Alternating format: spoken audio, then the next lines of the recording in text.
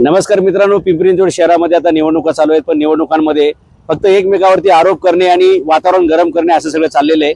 परंतु एकंदरीत पिंपरी चिंचवड शहराचं वातावरण कशामुळे गरम होतंय त्या प्रश्नावर मात्र कुठलाही राजकीय पक्ष किंवा त्यांचा जाहीरनामा काय बोलत नाहीये। पिंपरी चिंचवड शहर आज महाराष्ट्रातलं एक नंबरचं प्रदूषित शहर झालंय, कारण इथली सगळी झाडं कापली गेलीत आणि नुसती काँक्रीटची जंगल उभी केलीत आणि ज्या ज्या ठिकाणी रस्ता पूल बाकी जी काही विकासाची कामं करायची आहेत त्यावेळी जी झाडं तोडली जातात ती आम्ही एका झाडाच्या बदल्यात 10 लावू, 20 लावू, 50 लावू अशा वल्गना करणाऱ्या अधिकाऱ्यांनी वास्तवात काय केलेलं आहे तुम्हाला दाखवतो। ही सगळी जळलेली झाडं इथं आणून यांनी रोपण केलेलं आहे, पण त्या झाडांचं झालं काय हे तुम्हाला मी प्रत्यक्ष दाखवतो। ही सगळी झाडं बघा, ही सगळी झाडं तुम्हाला जळलेली दिसतील।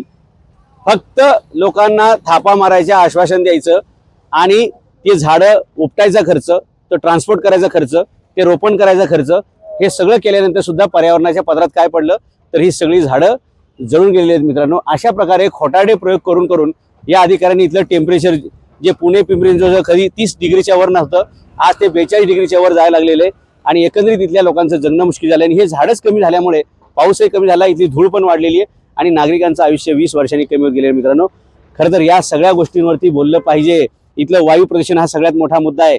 24 तास पाणी लोकांना मिळत नाही हा मोठा मुद्दा आहे, त्याच्यावर कोण बोलत नाहीये। इथे ट्रॅफिक जाम असते काय त्याच्यावर कुठलाही पक्ष बोलत नाहीये। इथे खड्डे, स्पीड ब्रेकर, रमलर हे सगळे काय आहेत, कारण गाड्यांचे स्पेअर पार्ट विकणारे कंपन्या कोणाच्या आहेत, हे रमलर बसवणारे कंपन्या कोणाच्या आहेत लक्षात घ्या।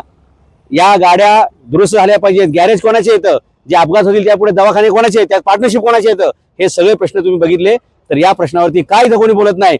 बाहेरून नेते लोक येत आहेत आणि एकमेकावरती फायरिंग करतायत। अरे स्थानिक उमेदवारांनी बोललं पाहिजे या शहराचे प्रश्न काय आहेत आणि स्थानिक नागरिकांनी विचारलं पाहिजे, अरे तुमची ही नकली भांडणं आम्हाला नकोय, नुरा कुस्ती नकोय, आम्हाला खऱ्या अर्थाने या शहराचा विकास करण्यासाठी विकासाचे मुद्दे काय त्याच्यावर बोललं पाहिजे।